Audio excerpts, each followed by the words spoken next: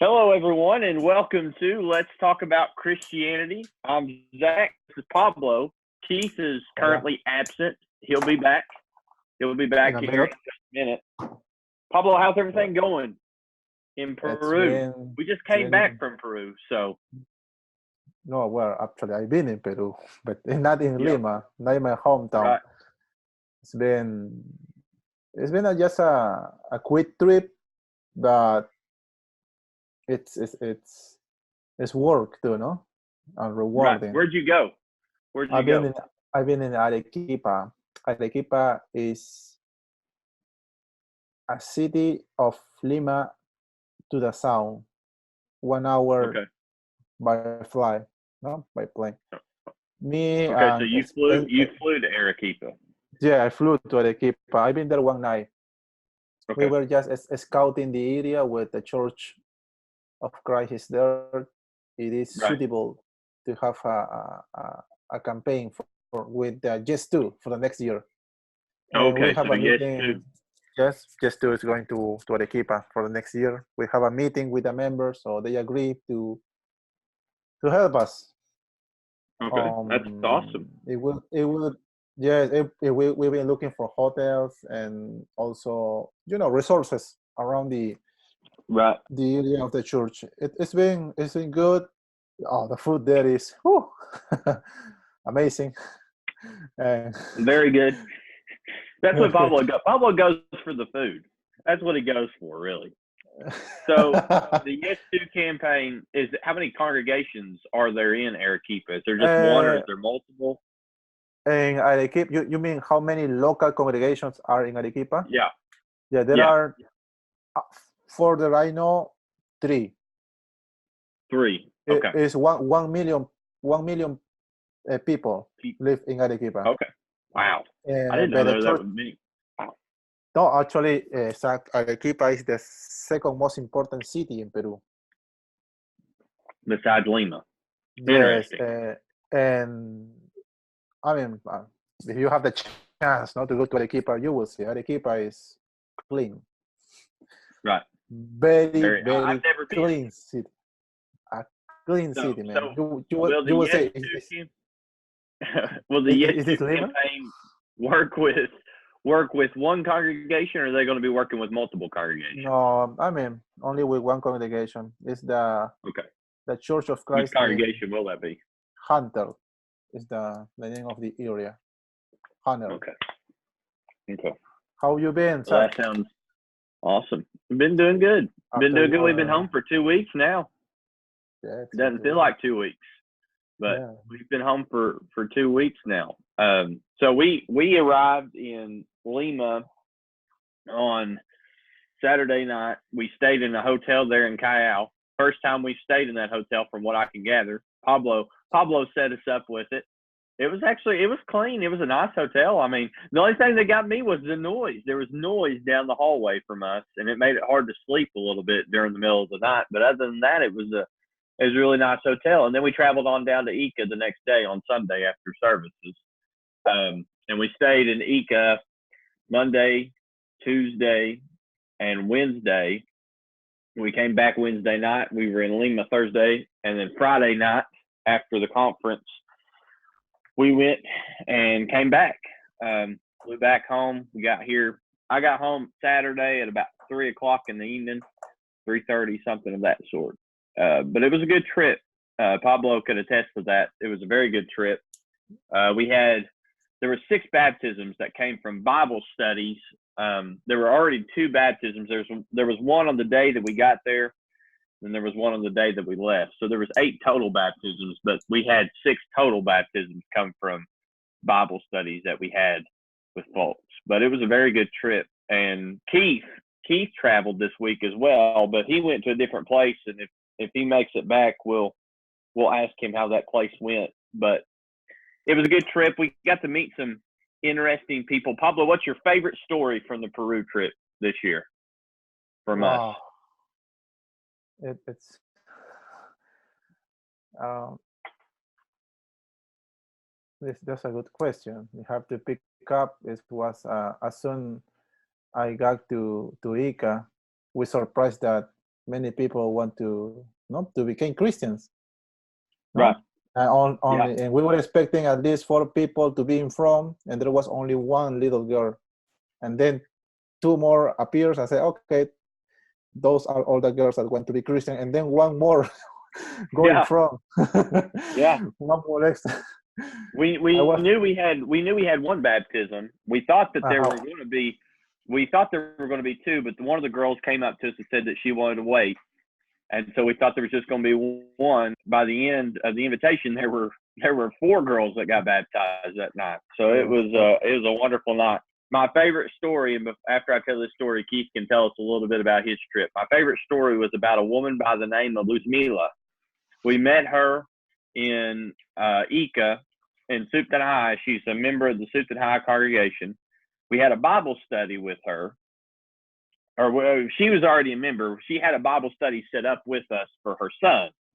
So we go in and see Pablo had left already. He had left that morning. He had to go back to work in Lima. And so we have a Bible study with this woman, and her son comes in, who we're supposed to be having a Bible study with. At the middle of the Bible study, probably right when it starts, she leaves. And I didn't know where she was going. I look outside. She's running around the neighborhood, knocking on doors. People asking people to come study the Bible. Now, this is a woman, when we pulled up to her house, she wasn't there before the Bible study began. And all of a sudden, here you see her running down the street. She's literally running to a Bible study with her granddaughter in hand. And then in the middle, right when the Bible study starts, she's going around knocking on people's doors, running around this little neighborhood that she lives in, knocking on people's doors, asking if they want to have a Bible study. So we start out with 1. We end up with 10 people in that Bible study. She's in her kitchen, which is part of her living room. She's in her kitchen pouring water, serving drinks and stuff like that while we're having the Bible study.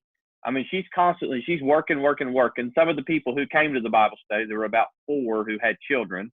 She's outside of her house playing with the children, keeping them occupied so the parents can focus on the Bible study. I mean, she's just working while we're trying to have this Bible study. We ended up having 1 baptism out of that Bible study. We almost had 3, but the other 3 wanted to continue the study. So we had 1 baptism out of that Bible study. His name was Pedro Vincenzo. And so it was awesome though. It was the most inspiring thing I think I saw down there that I've ever seen so far in my 2 trips. She was a fantastic woman. I've never met anyone like her.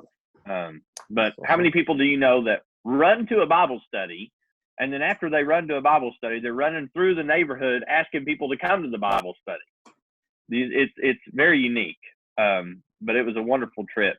We had a great time. Like I said, we had 8 baptisms, and we probably had about 14 Bible studies. So it was a good trip. Keith, how was your trip? Well, how many came to the conference in Lima from Ica? I forgot to tell that too. So there's there's 2 congregations in Ica. There's a congregation in Parcona and Suptan High. The congregation here in Paintsville supports the congregation in Parcona. We support Paulino Chalco, who is their preacher. We show up to the conference. There's a biblical conference, the Latin American conference, each year in Lima. We show up there, and on the second row, right in front of the pulpit, I think there was 12 men from Ica sitting lined up in that row. It was awesome. I mean, it was something I've never seen. They had come in the night before. They were staying with Paulino and his family. His daughter has a house in Lima, and so Paulino and his son and then those other men were staying in together, rooming together, so they didn't have to pay for a hotel. But it was awesome. There was 12 men that were there each and every day. Most of them were young men. Yeah, well, there's 2 young men in that congregation who have really lifted Paulino up. I mean, they've really encouraged him and really inspired him. And then there's other men in that congregation who are doing the same thing, but there's 2 really almost like they're like the glue. And they're from Venezuela. We met them last year. Mm-hmm. And they're wonderful, man. But it's a wonderful congregation. No, They have a lot of potential. But let me tell you something that you guys don't know. Okay. As soon as I left ICA, I met John Farber he was talking to Jens in Lima. And I met him, and John told me, "Hey, Pablo, come with me to the airport because we have to pick up one of the speakers for the conference." So I went to the airport with John. At the same time of flight, my parents were also coming back from Cusco after my mom had surgery. So I said, okay, it will be a good time. John picking up the speaker and me picking up my parents. And we were there, we were waiting for, let's say, 30 minutes. And then I saw all the ICA people there at the airport. I said, what are you doing here? I said, what are they doing? Yeah, what are you doing? I said, it's just a question of surprise. And Jason and the guy from Venezuela and other 4 guys, in total there were like 5 people. They were saying, oh, we were expecting for the same guy that John is expecting. Okay. So this guy came up, we went to have lunch at the airport, and we were just leaving. My parents just show up. My mom was tired after the trip, and when she saw all these people there, she was like, renew again, all the strength comes. So one of the guys from Venezuela said, "Hey, Pablo, why don't we stay at your home?" I said, "Okay, okay, stay tonight at my home." So that was after I left ICA. They came to my home. They stayed at my bedroom. They were talking with Arturo. I say, "Hey, Pablo, we are going to visit a relative of one of these guys." Okay. They left. They do their stuff. And about 8 p.m., I got a calling. "Pablo, what? There's going to be a baptism. We need a pool, or we need a place to bury these people." Okay. Yep. And they evangelists, they were in a Bible study with a random guy, and they just baptized one guy about 11 p.m. Yeah, that's the one that I was talking about on the day that we left.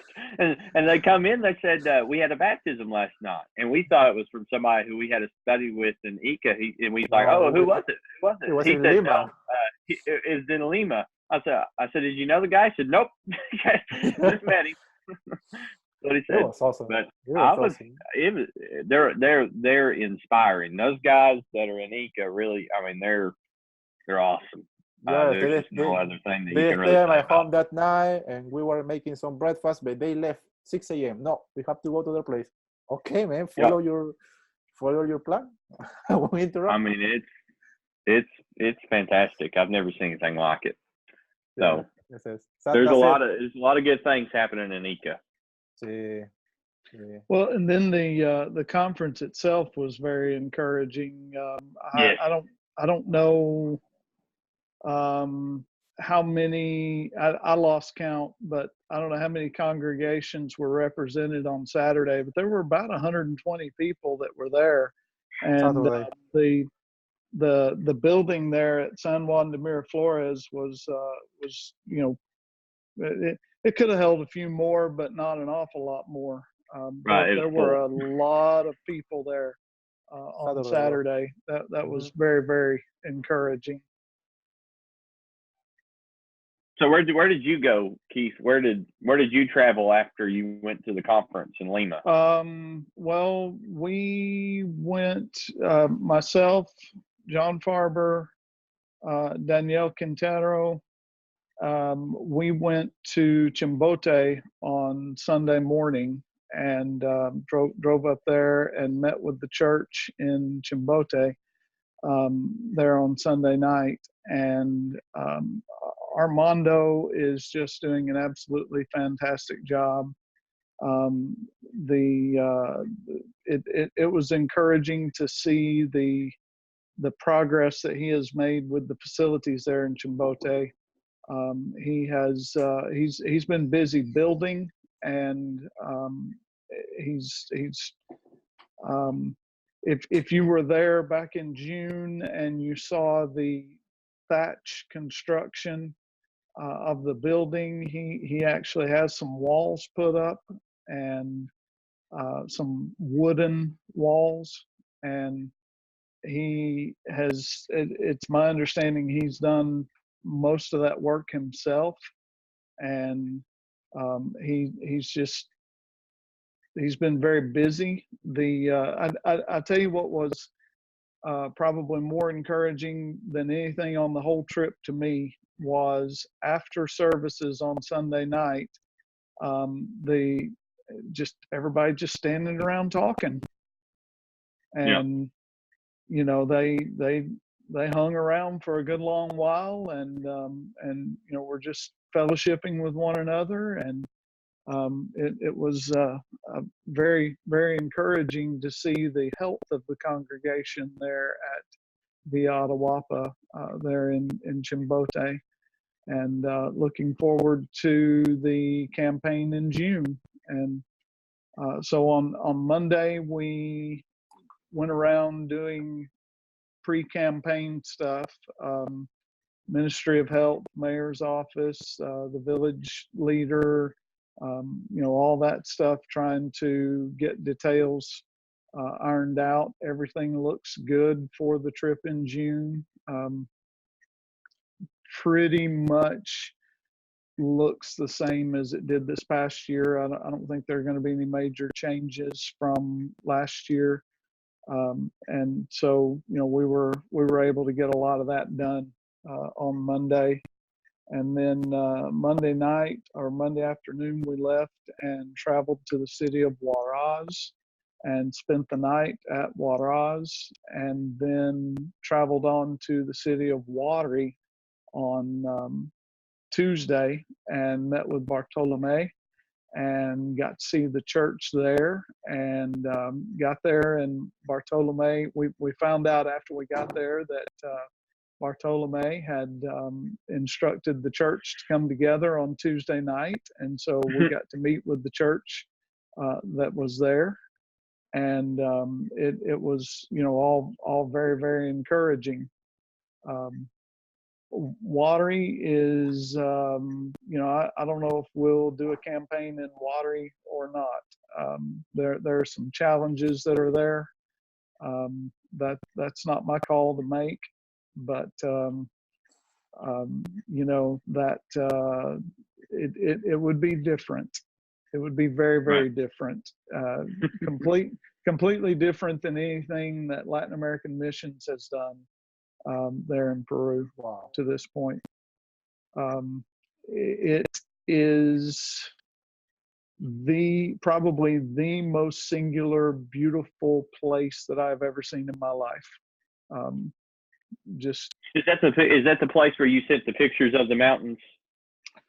It is in the mountains. It is high in the mountains. And he sent pictures to our group message of mountains, and I was like, where in the world is he? Because it didn't even look like Peru, and the mountains were absolutely beautiful. And it was just you said it was just one corner of the mountains. It wasn't even the entire view. It was just one little small view. But it was a beautiful picture. Let me tell you, the journey to Watery is it's just amazing. What you see and what you go through. We went. We saw a little bit of everything. Of course, we started on the coast, and it's desert there. And as we started up, things started getting greener, and it was. And then we crossed over the front range of the mountains, went through a pass at almost 15,000 feet above sea level, and came through the other side, and it's just breathtaking, the views from that high up. The road was not as frightening as I thought it was going to be. The road actually was pretty decent. When we came out, as we got up to the pass, it started raining on us, and we went through the tunnel and came out the tunnel on the western side, and it was sleeting on us, and it sleeted all kinds on of different us. weather conditions. Well, and here's the funny thing about that. I got mad. I really did. And I don't get mad often, and it's kind of funny that I got mad at this, but we came down off of the pass. We came to the town of Katak, and we decided we were going to stop and get some gas. And so we pulled into this gas station, and it is pouring down rain and sleeting at the same time, this mixture of rain and sleet. And Danielle had gone into the bathroom. Well, he came out, and we're sitting there, they're pumping the gas, and so I take off running from the van to the bathroom, and I'm running across this parking lot in the rain and sleet, and lightning strikes like right there, very, very close. Wow. And I thought, we just drove over one of the deadliest roads, in the Western Hemisphere in the sleet, and I'm gonna get killed by lightning. Yeah. Lightning's what's going to end it. Yeah. It's off the road. It's lightning. And I was mad, but it was very, very, very wonderful. But y'all are gonna have to excuse me for a moment. Y'all carry on. Okay. All right, how much time do we got left? You got about 4 or 5 minutes left. Okay. Okay. But overall, I think it was a wonderful trip, don't you, Pablo? I think it was beneficial to the congregations that we attended, congregations that we visited with. There were a lot of lessons that we could learn from this trip. One of the things that I wanted to mention today was, well, two things really. The first thing is, if you don't know where any of these places are that we're talking about, if you don't really understand the location, the relative location that we're discussing, get on a map, look it up. There's plenty of different resources that you can use to get out and find out where we're talking about and the places that we have been. But most of all, get involved. Yes. Don't just look it up, get involved. There are different ways that you can get involved in Latin American missions. And a lot of things are going on with Latin American missions that are good things. There's a whole lot, they're doing a lot of good stuff. Another person who's doing a lot of good stuff, Yes To campaigns are doing awesome. I mean, they're doing great. Spencer Broom is awesome. One of the things that I was impressed with was the building in Parcona, the classrooms on top that they helped fund and build. Because last year when we went to Parcona, which is where Paulino Chalco preaches, last year when we went to Parcona, they were trying to get classrooms established on the second floor of their building, but they were having a hard time. We went there this year. They had classrooms up there, concrete walls, everything. If you have the opportunity to get on the Paintsville Church of Christ Instagram page or the Facebook page, and you can see those pictures, but there's a lot of good things happening right now. Pablo, tell me one lesson that you learned on this trip, and then I'll give you one lesson, and then we'll close. It's been in Arequipa. When we Okay. were there, Arequipa, church in Arequipa, it's just like it's like those congregations that are working so hard, and sometimes they need like a renewal, no, like a refreshment. Right. Yeah, they need some encouragement. Yes, Right. new encouragement. So they did a lot. They own a new building. Okay. They bought a building. They bought a building. Wow. Yeah, they bought a building. They make a loan. They already pay for it. And when we introduce ourselves in front of the congregation, oh man, the faces of the members, like it's like the face. You can imagine telling, okay, this is the kind of help that we were expecting for, no? Right. Or that we were praying for, the refreshing, the new encouragement, and it was awesome, man. It was awesome. And one of the biggest things that we've noticed down there is just the encouragement. And when we come down there, they're just encouraged. And then when we start helping them and things of that sort, they're even more encouraged. And one of the things that was most encouraging to me, I told the story of Luzmila, but another thing that was encouraging to me was that men's meeting that we sat in Ica, where you translated for us. And, there were a lot of different things going on, maybe a couple of problems between people, but they sat in that circle.